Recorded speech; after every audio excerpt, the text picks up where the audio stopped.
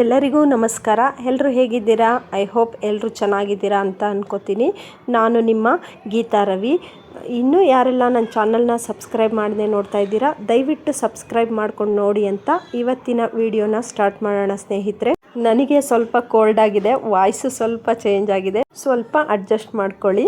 ಇದು ಬಂದು ನಮ್ಮ ಹಸ್ಬೆಂಡು ಬರ್ತ್ಡೇ ವ್ಲಾಗ್ ಆಗಿರುತ್ತೆ. ಬರ್ತ್ಡೇ ಇತ್ತು ಅವ್ರದ್ದು 23rd ವಿಡಿಯೋನ ಲೇಟಾಗಿ ಅಪ್ಲೋಡ್ ಮಾಡ್ತಾ ಇದ್ದೀನಿ, ಯಾಕಂದರೆ ತುಂಬ ಕೋಲ್ಡ್ ಆಗಿತ್ತಲ್ವ, ಹಾಗಾಗಿ ನನಗೆ ವಾಯ್ಸ್ ಓವರ್ ಕೊಡೋಕ್ಕೆ ಆಗಿರಲಿಲ್ಲ. ಇನ್ನು ನನ್ನ ಹಸ್ಬೆಂಡಿಗೆ ಜುಡಿಯೋದಲ್ಲಿ ಸ್ವಲ್ಪ ಶಾಪಿಂಗ್ ಮಾಡೋಣ ಅಂಥೇಳಿ ಕರ್ಕೊಂಡು ಬಂದೆ. ಬರಲ್ಲ, ಬೇಡ ಬಿಡು, ಇರೋ ಬಟ್ಟೆನೇ ಸಾಕು ಅಂತ ಹೇಳಿದ್ರು. ಬಟ್ ನನಗೇನೋ ವರ್ಷಕ್ಕೆ ಒಂದ್ಸರಿ ಬರ್ತಡೇ ದಿನ ನಾನು ಸೇವ್ ಮಾಡಿರ್ತಕ್ಕಂಥ ದುಡ್ಡಲ್ಲಿ ಅವ್ರಿಗೆ ಒಂದೆರಡು ಜೊತೆ ಡ್ರೆಸ್ ಕೊಡಿಸೋದು ನನ್ನ ಮದುವೆ ಆದಾಗಿಂದನೂ ನಾನು ಅಭ್ಯಾಸ ಮಾಡ್ಕೊಂಬಿಟ್ಟಿದ್ದೀನಿ. ಇನ್ನು ಜುಡಿಯೋದಲ್ಲಿ ಬಟ್ಟೆಗಳೆಲ್ಲ ಕ್ವಾಲಿಟಿ ತುಂಬಾ ಚೆನ್ನಾಗಿರುತ್ತೆ ಮತ್ತು ನಮಗೆ ನಮ್ಮ ಬಡ್ಜೆಟಿಗೆ ತಕ್ಕನಾಗೆ ಬಟ್ಟೆಗಳು ಸಿಗತ್ತೆ. ಅಂದರೆ ಕ್ವಾಲಿಟಿನೂ ಸೂಪರ್ ಆಗಿರುತ್ತೆ, ರೀಸನಬಲ್ ರೇಟು ಚೆನ್ನಾಗಿರುತ್ತೆ.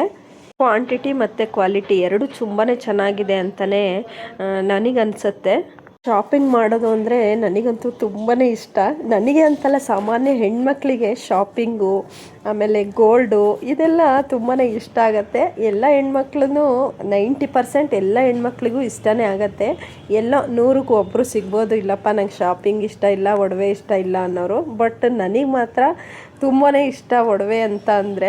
ಇನ್ನು ನಮ್ಮ ಹಸ್ಬೆಂಡ್ ಬರ್ತಡೇ ದಿನ ನಾನು ಈ ರೀತಿ ಪೂಜೆ ಮಾಡಿದ್ದೆ. ದೇವಸ್ಥಾನಕ್ಕೆ ಹೋಗಿ ಬರೋಣ ಅಂಥೇಳಿ ಹೊರಟ್ವಿ. ಇನ್ನು ನಾವು ಗವಿಗಂಗಾಧರೇಶ್ವರ ದೇವಸ್ಥಾನಕ್ಕೆ ಹೋಗ್ಬಿಟ್ಟು ಒಂದು ಅರ್ಚನೆ ಮಾಡಿಸ್ಬಿಟ್ಟು ಬರೋಣ ಅಂತ ಅಂದ್ಕೊಂಡಿದ್ದೆ. ನಮ್ಮ ಹಸ್ಬೆಂಡು ನಡಿ ಹೋಗೋಣ ಅಂತ ಅಂದರು. ನನ್ನ ಮಗ ಇರಲಿಲ್ಲ ಅವತ್ತು, ಅವ್ರ ದೊಡ್ಡಮ್ಮನ ಮನೆಗೆ ಹೋಗಿದ್ದ.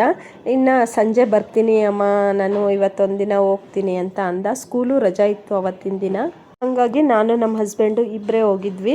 ದೇವಸ್ಥಾನ ಬಂದು ದಕ್ಷಿಣಾಭಿಮುಖವಾಗಿದೆ. ಈಶ್ವರನ ಮೇಲೆ ಅಂದರೆ ಮಕರ ಸಂಕ್ರಮಣದ ದಿನ ಸೂರ್ಯ ರಶ್ಮಿಗಳು ನೇರವಾಗಿ ಗವಿಗಂಗಾಧರೇಶ್ವರನ ಮೇಲೆ ಬೀಳುತ್ತೆ. ನಾವು ಇದನ್ನೆಲ್ಲ ಕಣ್ಣಾರ ತುಂಬಿಕೊಂಡಿದ್ದೀವಿ. ಇನ್ನು ನಾವು ಅವತ್ತು ಹೋದಾಗ ನನಗೆ ಒಂದು ಅದೃಷ್ಟ ಏನು ಅಂದರೆ, ಪಾರ್ವತಿ ದೇವಿ ಇದೆ ಅಲ್ಲಿ ಬಲಭಾಗದಲ್ಲಿ. ಅಲ್ಲಿ ನನಗೆ ದೇವಿಗೆ ಉಡಿಸುವಂತಹ ಸೀರೆನ ನಾನೇ ಕೈಯಾರ ಫೋಲ್ಡ್ ಮಾಡಿ ಕೊಡಿ ಅಂತ ಹೇಳಿದ್ರು. ಅವತ್ತಿನ ದಿನ ಫೋಲ್ಡ್ ಮಾಡಿಕೊಟ್ಟಿದ್ದು ತುಂಬಾ ಖುಷಿ ಆಯಿತು. ನಿಜವಾಗ್ಲೂ ತುಂಬ ಅಂದರೆ ತುಂಬಾ ವಿಶೇಷ ದಿನ ಅಂತಲೇ ನನಗೆ ಫೀಲ್ ಆಗೋಯಿತು.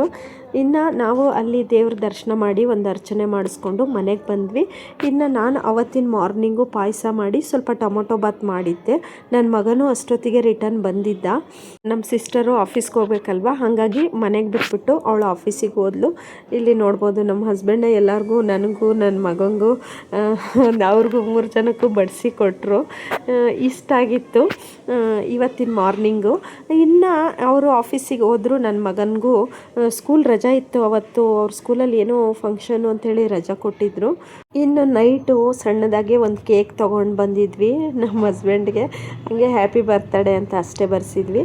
ಅವರು ನೈಟ್ ಕೇಕ್ ಕಟ್ ಮಾಡಿ ಒಂಥರ ಚೆನ್ನಾಗಿತ್ತು. ಪುಟ್ಟದ್ದು ಒಂಥರ ಒಂದು ಎಂಜಾಯ್ಮೆಂಟ್ ಅಷ್ಟೇ. ಇವೆಲ್ಲ ಮೆಮೊರೀಸ್ ಅಲ್ವಾ, ಲೈಫಲ್ಲಿ ಒಂದು ಮೆಮೊರಿ ಇರಬೇಕಲ್ವ, ಹಾಗಾಗಿ ಒಂದು ಕೇಕು ಇಷ್ಟೇ. ನಾವು ಸಿಂಪಲಾಗಿ ಒಂದು ಪೂಜೆ ಮಾಡಿಸ್ಕೊಂಬರ್ತೀವಿ, ದೇವಸ್ಥಾನಕ್ಕೆ ಹೋಗ್ತೀವಿ. ನಮ್ಮ ಹಸ್ಬೆಂಡಿಗೆ ಕೇಕ್ ಕಟ್ ಮಾಡೋದೆಲ್ಲ ಇಷ್ಟ ಇಲ್ಲ, ಆದರೂ ಅವನ ಮಗನ ಬಲವಂತಕ್ಕೆ ಮಾಡಿದ್ರು. ಇನ್ನು ನಮ್ಮ ಖುಷಿನೂ ಬಂದಿದ್ಲು. ಬಾ ಖುಷಿ, ಕೇಕ್ ಕಟ್ ಮಾಡ್ತಾರೆ ಅಂಕಲು, ನೀನು ಬಾ ತಿನ್ನುವಂತೆ ಅಂತೇಳಿ ಕರ್ಕೊಂಡು ಬಂದಿದ್ದ ನಮ್ಮ ಸೂರ್ಯ. ಹ್ಯಾಪಿ ಬರ್ತ್ಡೇ ಅಂಥೇಳಿ ಒಂದು ಸ್ಟಿಕ್ಕರ್ ಬೇರೆ ಕೊಟ್ಟಿದ್ರು, ಅದನ್ನು ತೆಗೆದ್ಬಿಟ್ಟು ಸೈಡಿಗೆ ಹಾಕ್ಬಿಟ್ಟು ಕೇಕ್ ಕಟ್ ಮಾಡ್ತಾಯಿದ್ರು. ಅದೆಲ್ಲ ಪೇಪರು ಒಂಥರ ಕೆಮಿಕಲ್ ಥರ ಅನ್ನಿಸ್ತು, ಹಂಗಾಗಿ ನಾನು ತೆಗೆದ್ಬಿಟ್ಟೆ. ಇಲ್ಲಿ 3 ಜನನೂ ಕೇಕ್ ಕಟ್ ಮಾಡಿಸಿ 3 ಜನನೂ ತಿಂದರು. ನಾನು ಕೇಕ್ ತಿನ್ನಲ್ಲ, ಯಾಕಂದರೆ ಅದಕ್ಕೆ ಎಗ್ ಹಾಕಿರ್ತಾರೆ ಅಂತ ನನಗಿಷ್ಟ ಆಗಲ್ಲ. ತಿನ್ನಲಿಲ್ಲ ನಾನು ಒಟ್ಟು. ನಾನು ಯಾವ ಕೇಕು, ಎಗ್ಲೆಸ್ ಕೇಕು ತಿನ್ನಲ್ಲ ಒಟ್ಟು. ನನಗೆ ಕೇಕ್ ಅಂದರೆ ಇಷ್ಟನೇ ಇಲ್ಲ. ಇನ್ನು 3 ಜನನೂ ಕೇಕ್ ತಿಂದ್ಬಿಟ್ಟು ಖುಷಿ ಪಟ್ಬಿಟ್ರು. ಇಷ್ಟ ಆಗಿತ್ತು ಸ್ನೇಹಿತರೆ ಇವತ್ತಿನ ವಿಡಿಯೋ. ಇನ್ನೂ ಯಾರೆಲ್ಲ ನನ್ನ ಚಾನಲ್ನ ಸಬ್ಸ್ಕ್ರೈಬ್ ಮಾಡದೆ ನೋಡ್ತಾ ಇದ್ದೀರಾ, ದಯವಿಟ್ಟು ಸಬ್ಸ್ಕ್ರೈಬ್ ಮಾಡ್ಕೊಂಡು ನೋಡಿ ಅಂತ ಈ ವಿಡಿಯೋನ ಇಲ್ಲಿಗೆ ಮುಗಿಸ್ತಾ ಇದ್ದೀನಿ ಅಷ್ಟೇ.